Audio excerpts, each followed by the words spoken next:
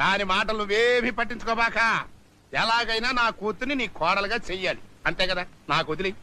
అయినా ఎన్నాళ్ళు నువ్వు లేకపోవడం చేత మమ్మల్ని ఆదుకునే దిక్కు లేక ఉన్నవన్నీ తాకట్టు పెట్టుకుని తిని చివరికి అడుక్కు తినే స్టేజ్కి వచ్చేసాం. చూడు నేను ఎలా సిక్కిపోయాను. అవును, నువ్వేంటి ఓ 10 కేజీలు లావెక్కినట్టున్నావు? ఏ ఊళ్ళో ఏ హోటల్లో భోజనం? అర్రే గాజంత టైట్ అయిపోయిందంటే లూజ్ చేసుకొస్తాను. నీ కుక్క బుద్ధి బాధించుకున్నావు కాదు.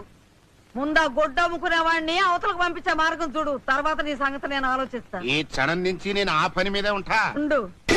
అయ్యో అయ్యో, సామానంతా పారేస్తున్నారేమిటాయా? ఆగండియా, ఆగండి. అసలు మీరంతా ఎవరు? ఉన్న పళంగా ఇల్లు ఖాళీ చేయబట్టి మేము ఎక్కడికి వెళ్తాం? అవన్నీ మమ్మల్ని అడుగుతామేంటమ్మా? ఇల్లు మాకు అమ్మింది మీ అల్లుడు, ఆయన అడగండి.